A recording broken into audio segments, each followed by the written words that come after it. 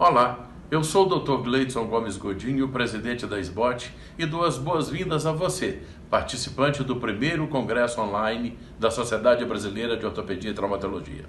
Venho dizer que, devido à pandemia Covid-19, houve um grande trabalho de mudança do evento presencial que aconteceria em Florianópolis para o atual modelo online.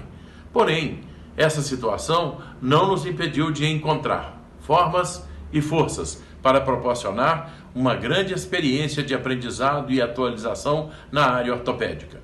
Em um formato inovador e inédito, a SBOT, por mais um ano, apresenta a Classe Médica, um evento com excelência profissional.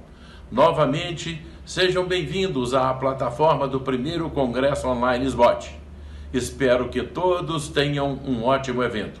Um grande abraço. Olá, colegas ortopedistas da SBOT do país inteiro. Sejam bem-vindos à Rádio SBOT, o podcast oficial da Sociedade Brasileira de Ortopedia e Traumatologia. Hoje teremos mais um episódio do programa Controvérsias em Ortopedia. E o tema não poderia ser melhor. Diz respeito ao conflito entre o generalista e o especialista, que faça uma pergunta. Essa lesão é de especialista. Existe isto? Eu sou o Oswandré Leck, ex-presidente da SBOT em 2011 e atualmente presido o Conselho Mundial de Cirurgia do Ombro e Cotovelo. Moro aqui em Passo Fundo, onde chefio um grupo de serviço de ombro e cotovelo do Hospital São Vicente de Paulo e Instituto de Ortopedia e Traumatologia. Estaremos com duas pessoas muito queridas na comunidade ortopédica, que vocês conhecem pessoalmente e também pelo seu farta contribuição científica ao longo do tempo. É o Dr. Arildo Paim, de Belo Horizonte, e o Dr. Nelson Elias, de Vitória, Espírito Santo. Eu gostaria que cada um deles fizesse a sua breve apresentação, informal como sempre. Arildo, seja bem-vindo. Meu nome é Arildo Eustáquio Paim, eu sou de Belo Horizonte, Minas Gerais. Eu me formei aqui em Belo Horizonte em 1975. Minha residência de ortopedia foi em 76 e 77. Até há 35 anos atrás, eu fazia ortopedia geral. E só depois, no meu serviço, o meu chefe me convidou para organizar o serviço de ombro e cotovelo. Obrigado, Arildo. E o colega Nelson Elias, qual é a tua titulação, amigo? Boa tarde, amigos. Meu nome é Nelson Elias, eu estou atualmente no Espírito Santo há 12 anos e me dedico a ensino e pesquisa. E a minha titulação atual é livre docente em ortopedia. Muito obrigado pelo convite. Perfeito. Segundo a SBOT, dos cerca de 15 mil ortopedistas que constituem a nossa sociedade, cerca de 60% se consideram generalista, ou seja, atendem a ortopedia geral todos os dias, nos seus consultórios, ambulatórios, plantões, e realizam procedimentos cirúrgicos variados dentro daquilo que se conhece por ortopedia geral. Apenas 40%, cerca de 6 mil ortopedistas da SBOT, se denominam especialistas e trabalham de uma forma localizada na sua área de atuação, que esta parece ser uma tendência mundial. Qual é o comentário, Nelson, que você faria a esse respeito? Extremamente favorável. Atualmente há uma necessidade enorme de ter um especialista, e eu me incluo entre os generalistas, porque nós não conseguimos evoluir tanto com o tempo. Então é super normal, na minha opinião, que existam os especialistas. Eles vão agregar mais conhecimentos a uma determinada patologia. E, Arildo, qual é a tua opinião a respeito desse balanço que existe no Brasil hoje? É evidente que há necessidade do ortopedista geral, generalista e o especialista. Imagina um paciente que chega a um pronto-socorro com uma determinada fratura, luxação, para o cirurgião de ombro. Então, é necessário que o plantonista, o ortopedista geral, dê o tratamento inicial, reduzir a luxação, e, posteriormente, nós podemos tratar do paciente. Então, é isso que eu imagino, como o doutor Nelson disse, é preciso do generalista em determinadas situações e do especialista em outras situações. Tá bem, obrigado. Outro tema muito atual é que, nesses últimos 6, 8, 10 anos, nós vimos diminuir o número de brasileiros que possuem um plano de saúde e que daí usam a chamada medicina complementar para o tratamento. Em outras palavras, o número de brasileiros que depende exclusivamente do SUS aumentou. Eu queria saber de vocês o que isso impacta no equilíbrio entre um atendimento mais generalista ou mais especializado quando se trata de SUS. Nelson, qual é a tua opinião? Minha opinião é que, com certeza, isso aumenta a necessidade do generalista. Não é muito comum no SUS ter um especialista atendendo, ele tem que ser generalista, porque é um atendimento em massa. Então, todos os pacientes vão procurar. O que precisa existir é que o generalista saiba para quem encaminhar determinado caso. E o Arildo, qual é a tua opinião? De uma maneira geral, o generalista no SUS, ele resolve a maioria das coisas. Como nós sabemos, a grande maioria dos pacientes com problema ortopédico pode ser resolvido ou, pelo menos, iniciar um tratamento com o generalista. A questão principal que eu vejo no SUS é quando o paciente necessita de uma abordagem cirúrgica mais complexa. Aqui em Belo Horizonte, nós não conseguimos fazer uma artroscopia do ombro facilmente pelo SUS.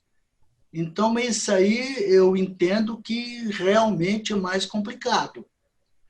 Perfeito. Eu queria trazer um outro ponto, porque nós estamos falando para colegas de todo o país. Esse país continental, multifacetado e tão diferente que é o Brasil. Um cenário é receber um atendimento num hospital-escola bem aparelhado, em que a ortopedia já está dividida em especialidades. Esse é o cenário 1. Cenário 2 é o paciente ter uma fratura, um trauma, uma ruptura, um atendimento que necessite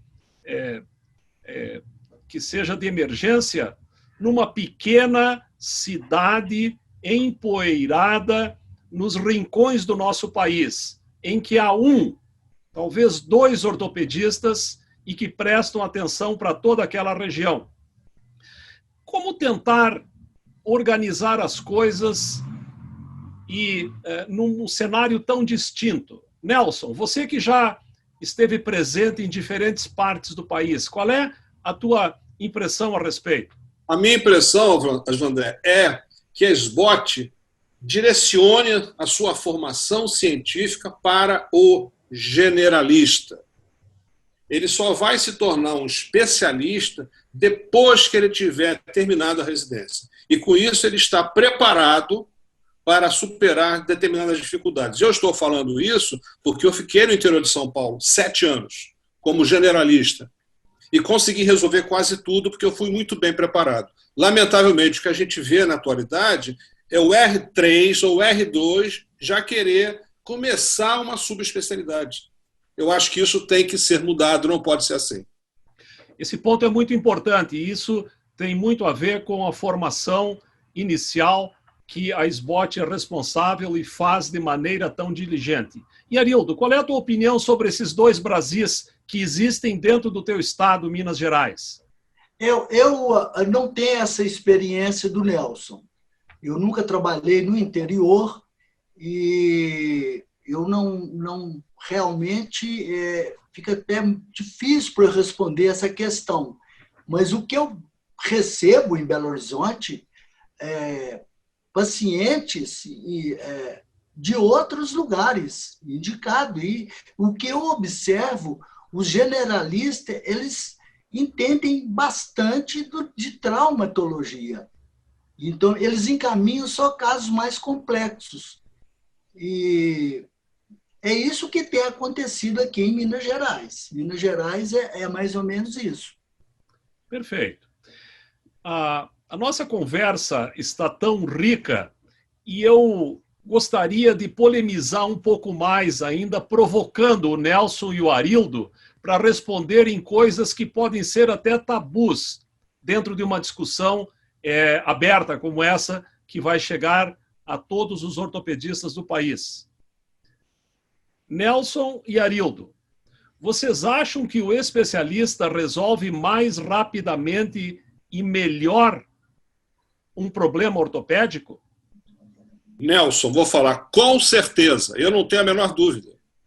Além de resolver mais rápido e melhor, eu já vou me antecipar, ele onera menos o serviço de saúde.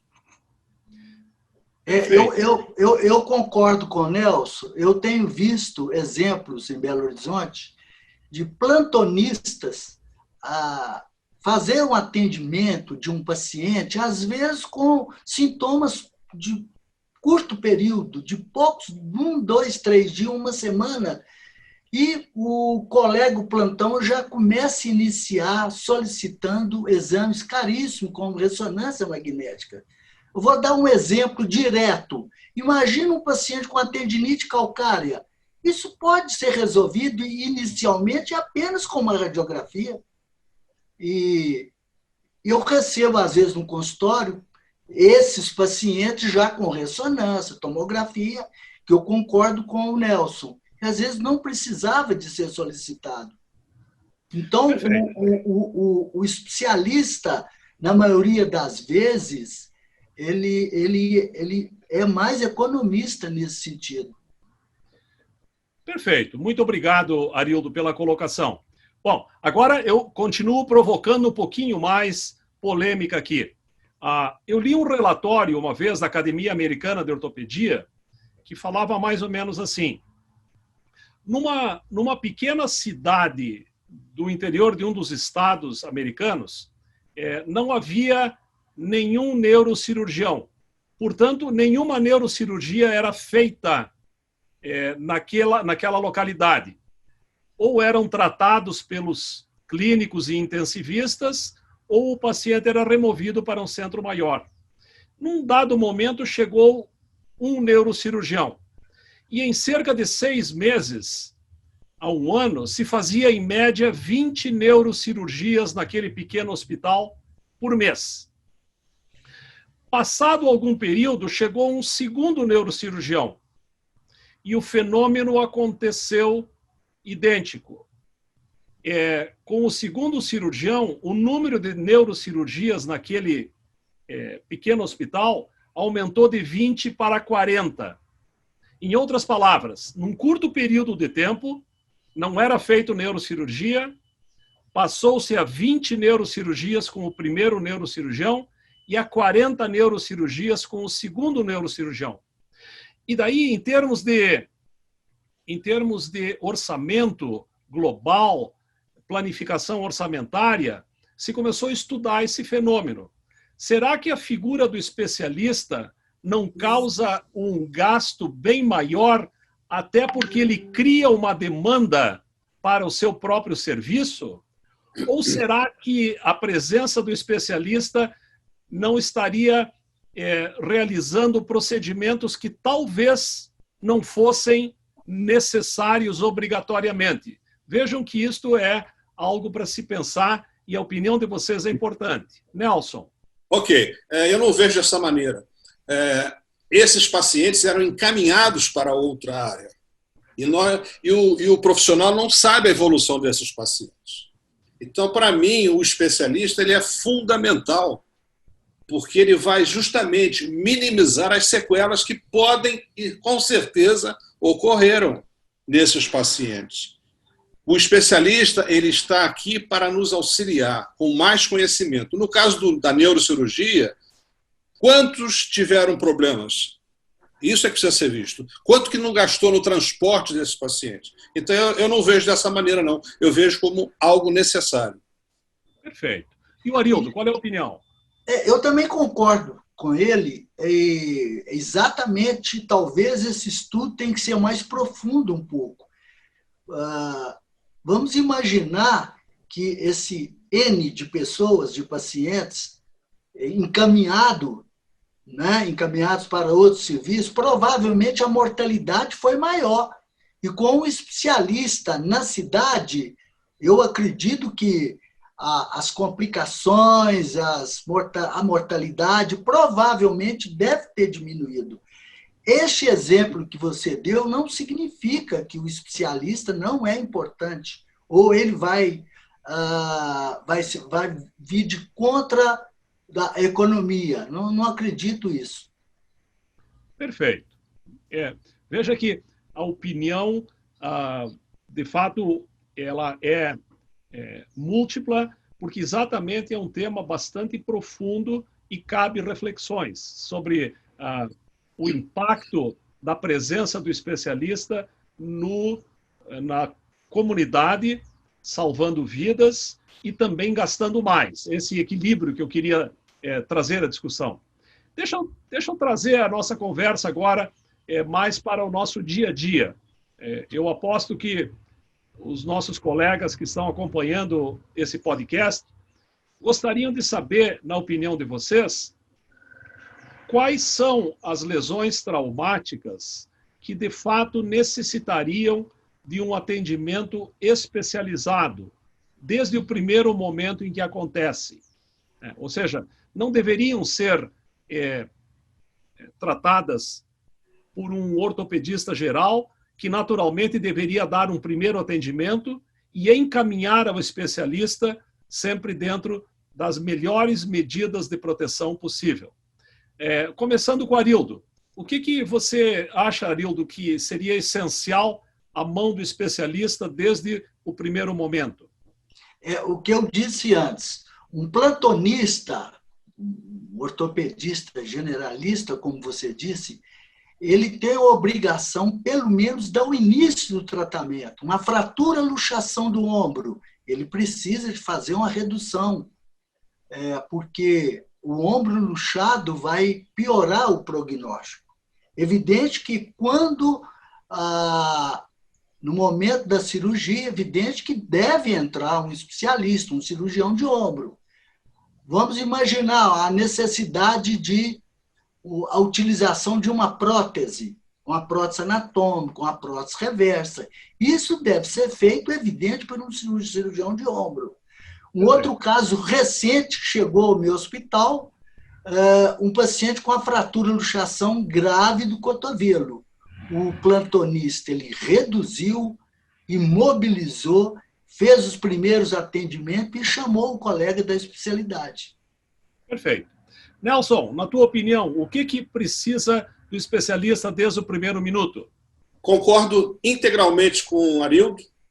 O generalista ele tem a obrigação, ele tem o dever de dar o primeiro atendimento. Ele é preparado para isso. A partir daí, se ele não tiver condições, aí ele vai chamar o colega especialista. Mas eu acredito, como o Arildo, que ele deve ser preparado para dar esse primeiro atendimento. Porque senão passa a ser um médico que faz só triagem. Né? E nós, como generalista, não vamos fazer só a triagem. Nós vamos entender o caso, o primeiro atendimento e depois encaminhar se for necessário. Tá bem. Isso. E aproveitando o Nelson mesmo, na tua opinião, quais são as lesões mais frequentemente que ocorrem no dia a dia da nossa especialidade que são de âmbito completo do generalista, ou seja, que ele se sente à vontade para tratar até o final? As fraturas, de uma maneira geral, né? Por exemplo, as fraturas do quadril, as fraturas diafisárias, as fraturas da tíbia, isso tudo o generalista vai tratar muito bem, as fraturas do tornozelo, do punho, Mas tem determinadas situações que falta ao generalista um conhecimento mais profundo daquela determinada patologia. Mas, de uma maneira geral, os traumas corriqueiros o generalista tem e deve tratar. Perfeito. Olha, como faço ainda a cirurgia da mão, eu vejo aquele trauma de esmagamento da mão, algo bastante típico no nosso cenário nacional. Por haver uma falta de cirurgiões de mão em muitas cidades, aliás, na maioria das cidades brasileiras, nós temos um déficit de cirurgia da mão de aproximadamente 2.000 profissionais no país. Portanto, aquele funcionário que colocou a mão numa máquina elétrica, numa máquina agrícola e destrói a mão, o melhor cenário seria um atendimento especializado desde o primeiro momento. E não é isso que a gente vê de uma certa maneira. Muitas vezes a gente observa um atendimento de emergência feito em condições subótimas e depois de alguns dias ou semanas esse paciente é encaminhado. Esta mão jamais conseguirá ter uma funcionalidade tão boa quanto ela teria se tivesse sido tratada por um especialista desde o primeiro momento. Este é o exemplo mais simbólico que eu diria. Uma fratura instável de coluna cervical ou lombar serve também como exemplo. Então, eu acho que essa discussão que nós estamos travando, ela é excelente para que a gente possa fazer uma retrospectiva dos nossos próprios atendimentos. Isso vai naturalmente beneficiar a nossa população. Eu queria, já encerrando praticamente esse nosso podcast, perguntar como é que vocês abordam o tema quando querem indicar o caso, transferir para o especialista. Qual é a abordagem, Nelson, que você traz ao familiar e aos pacientes, para que eles se sintam confortáveis? Ok, antes de responder, eu vou só relatar um caso rápido. Eu tenho um conhecido que a filha fez uma fratura do tornozelo. Ele me ligou perguntando se eu conhecia algum especialista de pé. Então, a população hoje já está exigindo um especialista. É claro que talvez não precisasse. Eu faço da maneira mais simples possível. Eu simplesmente converso com o paciente. Olha, o meu conhecimento não é profundo o suficiente para tratar essa lesão. Vou te encaminhar para um especialista conhecido meu e que eu deixaria que ele me operasse. Essa é a minha conduta com o paciente. E isso não me traz nenhum tipo de problema pessoal. Legal. O Arildo, eu sei que não vive muito esse cenário porque ele é um homem de ponta. Ele recebe do generalista casos encaminhados porque ele é um especialista em ombro. Então, eu já teria bem essa noção. E eu gostaria de levar ao final esse nosso bate-papo que está tão bacana e ele está tão instrutivo para todos nós, perguntando mais uma evidência conceitual dos dois. É possível, em 2020, se sentir capaz de resolver todos os problemas ortopédicos? Uma pessoa só? Começaria com Arildo. Você, Arildo, se sentiria à vontade de resolver todos os problemas ortopédicos? Em hipótese alguma. Eu há 30 anos que eu só opero, trato de problemas do ombro, eu não consigo entender essa questão sua, de uma pessoa. Então, nós precisamos de equipe, sempre trabalhar em equipe. Perfeito. E o Nelson? Igual a Arildo, a minha opinião. Nada mudar. Não, eu trago essa pergunta porque eu conheço colegas, e não tão distantes, perto da região onde eu moro, que realmente têm como conceito de que eles conseguem resolver todos os problemas ortopédicos que batem à sua porta. Isso é conceitual, não é uma desonestidade, um egoísmo do colega. Ele realmente se olha desta maneira. eu sou o ponto final da escala ortopédica. E, na verdade, não é esse conceito que eu acabo de ouvir do Arildo e do Nelson. Nós devemos ter a capacidade, o discernimento de entender a nossa capacidade de dar ao paciente esse atendimento, saber se o nosso hospital comporta e possui a tecnologia necessária, ou então, de uma maneira muito elegante, muito ética, encaminhar o paciente para um especialista que esteja próximo a si. Eu acho que esta é a conduta realmente que cabe a nós, membros da SBOT, e que representamos a ortopedia ética que desejamos. Nelson, alguma consideração final que você queira fazer? Tem. Rápido. Primeiro, agradecer a SEC da SBOT. Segundo, agradecer a honra de estar discutindo com dois colegas ilustres que realmente fazem parte, já foram tombados pelo patrimônio histórico da ortopedia brasileira, e eu me incluo nesse tombamento, e dizer que foi uma satisfação muito grande e que o mais importante é o bom senso. Quem não tem bom senso não faz as coisas certas. Muito obrigado pela honra. Que bacana, Nelson. Agora você já tombado aí, Arildo. Mas eu fico muito feliz de poder participar, de fazer alguma coisa de importante para a SBOT. E quando eu fui convidado, eu fiquei feliz, gostei. Isto é uma honra para mim. Como o Nelson disse, eu também fiquei alegre ter conversado com dois colegas excelentes, o Nelson e você, Osvandré. Muito obrigado. Obrigado. Muito obrigado. Meus queridos colegas ortopedistas, vocês acabaram de ouvir mais um episódio da Rádio SBOT, o podcast oficial da Sociedade Brasileira de Ortopedia e Traumatologia. Todas as edições estão disponíveis no site www.sbot.org.br e também nas principais plataformas de streaming. Nos vemos em próximos episódios. Um abraço